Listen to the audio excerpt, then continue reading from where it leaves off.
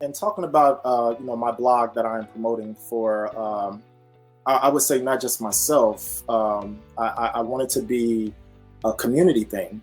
Um, my blog is called Mitchellverse, and you can find it on mitchellverse.com. That's MITCHELLVERSE. Um, and two things I'm trying to, I guess, um, demonstrate on my blog is that one, I'm a psychologist. I'm a clinical psychologist at heart. I will be a licensed clinical psychologist here pretty soon. And so my first goal is to invite psychology students, invite psychology professionals, invite anybody that's curious about psychology onto my site. And on my site, you can actually purchase merchandise and things of that nature dealing with psychology. And then also there's a second component, which is I offer a blog. And so my blog is dealing with pretty much cultural topics. I'm talking about topics that affect the Black community specifically. Every now and then we'll venture out with different types of blogs, but some of my blogs are topics such as, are young Black men educated on the long-term effects of child support requirements? One of the things that kind of affects not just Black men, but our community in general. Simply because of the fact that when you're not educated about how important it is to have a lifelong partner, or how important it is to make sure that who a Black man impregnates, they're going to stick it out for the family, for the child, for that queen that that they engaged with. How important that is just for the community. We lose a lot. We lose a lot. One, financially.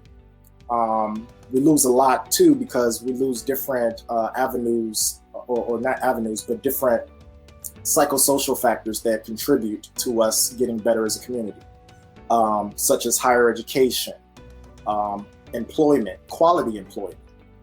And what I mean by quality employment, I mean high-paying jobs, such as a profession or a career, versus working a job where it's a 9 to 5 and you're getting paid minimum wage. Nothing wrong with those jobs. I'm just using that as an example of how to better our community and how we can grow as a community. But other factors such as, making sure that our kids have a legit father in the home, because that's very important. I didn't have a father in the home for a very long time until my mother remarried when I was 13 years old. And by that time, I was already kind of feeling myself. But just enhancing some of those psychosocial factors through that communication with young Black men. And so that's a blog topic. Another blog topic is, are motivational self-help books helpful? Because my goal as a clinician is to push out literature that is going to uplift my community. And so I just want to kind of gauge, what is helpful? Are self-help books preachy? Do people enjoy reading them? Are they inspirational? Will you listen to the advice or to some of the fact-finding things that we may put in these books? Another topic is about community involvement, how that looks. Another topic might be nature versus nurture, which is a huge debate within psychology from Freud on up. It's been a huge debate over time. Do people benefit more so from their environment, which is the things that go on around you, whether that be, whether it's, a poor community, whether it's, gang involvement, how are you able to maneuver through these different situations from a nurture standpoint or nature standpoint. And then the nurture piece is more so biologically, like, the family that you're born into, how you're cared for, things of that nature. And so, even though there's an argument on whether the two can coexist, I believe they can. I believe they're equally important. I believe, how you're brought up, the way your parents raise you, and the environment both contribute to the type of individual that you're going to be, and overall, the type of community that you're going to build. And so I just thought it was a great post to just include.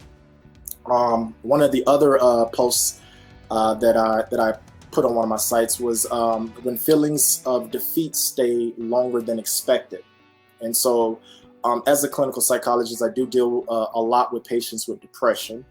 Um, as many of you know, within the Black community, mental health is not something that's sought after, and so I throw these different blogs out there just to kind of gauge whether or not the tide is turning on that. And what I mean by that is the stigma being reduced. Are Black people being more susceptible to get therapy based on the time and the situation that we're currently in. And so I just think having that temperature gauge out there is really helpful because, again, as I said before, I want to be a beacon of hope when it comes to Black people really taking care of themselves mentally, not just physically, but mentally. We struggle as a community, as a culture, due to our past, due to our history, due to the continued violence that we experience, due to the continued abuse and neglect that we experience. And so mentally, in most cases, is more important for us than physical component. And so that's my goal, is just to highlight that as well. And then also we have like little fun topics or little fun blogs. Like our last blog was called Love is in the Air. And it was based off of a theme based off of Valentine's Day. And so, just kind of, just poking the bear and asking about whether or not people think love is real and things of that nature, just kind of getting an assessment of how people are feeling about love. And then I think one of the most powerful blogs that I've had so far, and what I've gotten a lot of criticism on is if more successful Black men engaged in mentoring, would it change the trajectory of youth violence? Now, I can tell you that as a young Black man, way back in the day, coming from the streets of Chicago, Southside, gangs, drugs, it was a daily part of my life, and violence. And it's gotten worse over time. If you've ever opened up a newspaper or saw anything on the news about Chicago. However, I think that because the youth is so disconnected, from home, from their home base. And when I say home base, I mean many of our Black men were incarcerated. So a lot of children were left to raise themselves. Many moms were left to defend for themselves, either being having to work work 3 or 4 jobs just to take care of the family, or succumbing to drug abuse or different substances. And so many of our children were left to be raised on their own. And I think that, as they grew and as they're, older now, we have a huge problem with violence. We have a huge problem with especially young Black men controlling their emotions enough to not put yourself in a situation to go to prison. And that's just because the guidance simply wasn't there. It's not their fault. It's just the guidance wasn't there. And so the question that I pose is just, would we be able to change the trajectory of youth violence if more successful Black men showed youth or Black youth that they cared? And I know for me, and then we're talking with other successful Black men, a lot of them are, especially the older ones, are scared to go into these communities because the violence is so rampant, and because a lot of the youth don't want to hear you. They feel like they were abandoned. They experienced death, witnessed death, and so just some of these things are deeply rooted in our communities. And posing this question, I believe that there's still an opportunity for us, even if it's, and I said it in my post, even if it's just ones and twosies, even if you find someone who may be in a situation where they're in poverty, or they're in, gang activity, or they're in a situation where, you see that path going in the wrong direction, they may not necessarily want to be in that situation. And so just grabbing that one person and showing them something different, showing them a person of color that's successful, showing them that you actually care, I think will make a huge change. And it's just a ripple in the lake, but at the same time, we need a lot of ripples. And if no one is really catering to these communities where we're showing our young folks that we care about them, I mean, we're going to continue down the same path. And, you know, if it's not working, then we got to fix it.